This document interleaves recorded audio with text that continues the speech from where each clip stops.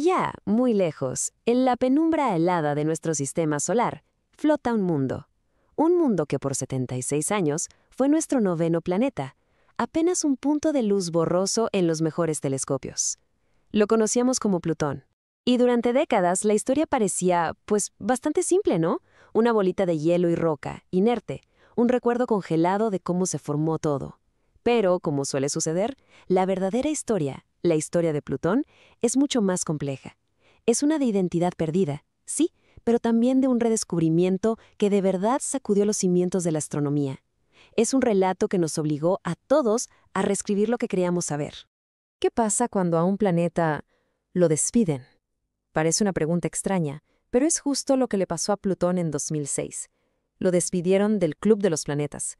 Lo degradaron, lo reclasificaron y para muchos se volvió, pues, una nota al pie en los libros de texto.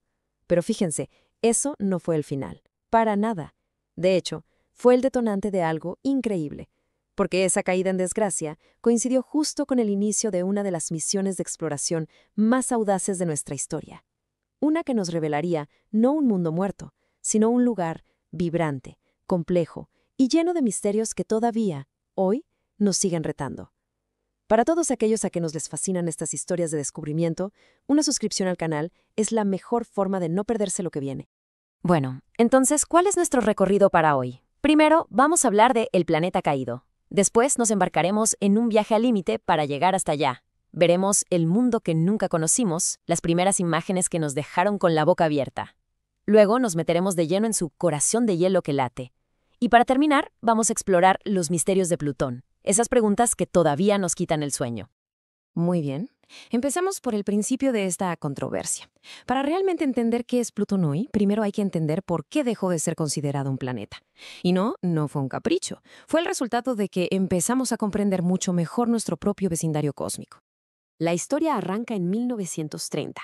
Un astrónomo, Clyde Tombaugh, descubre un puntito de luz que se movía más allá de Neptuno. ¡Eureka! Era el noveno planeta. Se le llamó Plutón y por décadas nadie lo cuestionó. Pero, a partir de los años 90, la tecnología avanzó. Nuestros telescopios se volvieron mucho más potentes y empezamos a encontrar otras cosas. Otros cuerpos helados en esa misma región, algunos casi tan grandes como el mismo Plutón. De repente, esa zona del sistema solar no era un vacío con un planeta solitario, ¿no? Era una zona muy concurrida. Y esto, claro, desató un debate científico muy intenso que llegó a su clímax en 2006. Ese año, la Unión Astronómica Internacional se reunió y votó para cambiar la definición misma de lo que es ser un planeta. Y bueno, aquí están las nuevas reglas del juego. Para ser un planeta, ahora se deben cumplir 3 requisitos. Primero, orbitar alrededor del Sol. Palomita para Plutón, eso lo hace sin problema. Segundo, tener suficiente masa para que su propia gravedad le dé una forma casi redonda. Palomita también, Plutón es esférico. Pero, el tercer criterio. Aquí es donde se complicó todo. La tercera regla dice que un planeta debe haber despejado su vecindad orbital.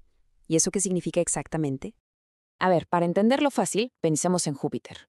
Júpiter es el amo y señor de su órbita. Es tan masivo que con su gravedad ha absorbido, expulsado o convertido en lunas a casi cualquier cosa que se le cruce. Su camino está limpio. Ahora Plutón. Plutón es diferente. Es como el residente más conocido de una colonia muy poblada.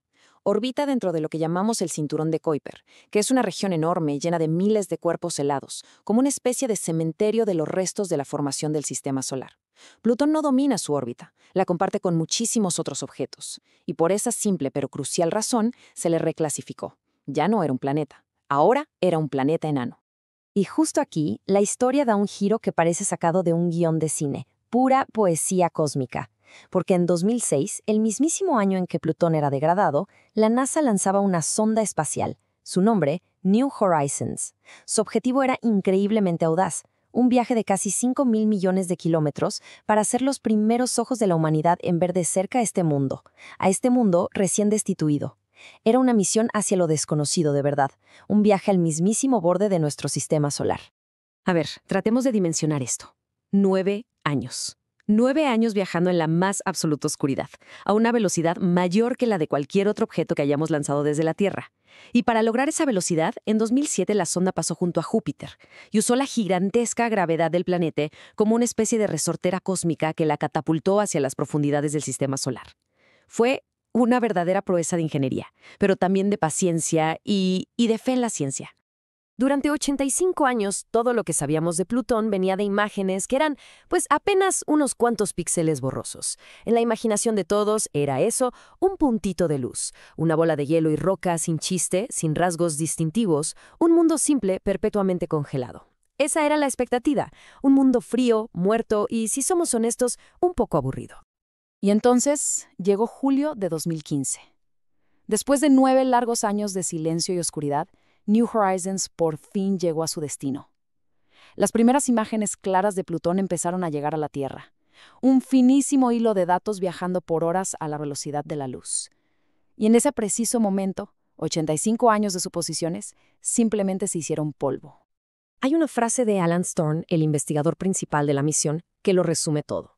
Él dijo: "Estábamos equivocados sobre Plutón. Todo el mundo se había equivocado". Y es que esa frase encapsula el shock colectivo de toda la comunidad científica. El mundo que New Horizons nos reveló no se parecía en nada, pero en nada, a ese punto borroso que habíamos imaginado. Era complejo, era dinámico y era espectacularmente hermoso. La realidad no solo superó la expectativa, la aniquiló por completo. Lo primero que nos golpeó fue el color. En lugar de una bola de hielo monótona, blanca o gris, Plutón era un lienzo de colores increíbles, vastas regiones de un rojo sangre intenso, casi como óxido. Esto se debe a unas moléculas orgánicas complejas llamadas tolinas, que se forman cuando la luz del Sol, aunque sea muy débil allá, irradia el metano congelado de la superficie. Pero también había cielos de un azul pálido, planicies de un blanco brillantísimo y terrenos de un color naranja quemado. Esto nos decía algo de inmediato. Era un mundo con una química activa, exótica, viva. Pero de todo lo que vimos, había algo que dominaba el hemisferio que la sonda fotografió. Una característica inconfundible y absolutamente inesperada. Una enorme, vasta llanura de hielo brillante, con la forma perfecta de un corazón. Y esta imagen, este corazón, se convertiría en el símbolo de un mundo que, lejos, muy lejos de estar muerto, parecía tener un pulso propio. Entonces, vamos a meternos de lleno en la ciencia detrás de este corazón, en la geología de un mundo que, según todos nuestros modelos, no debería estar vivo, pero que vaya que lo está. ¿Qué es lo que impulsa a este pequeño mundo, tan lejos de todo, a ser tan activo, tan dinámico? Bueno, el lóbulo izquierdo del corazón tiene un nombre: Sputnik Planitia. Es una llanura enorme, como del tamaño de Texas. Y lo más asombroso de este lugar es que prácticamente no tiene cráteres de impacto. A ver, en el sistema solar, la falta de cráteres es como tener una piel perfectamente lisa.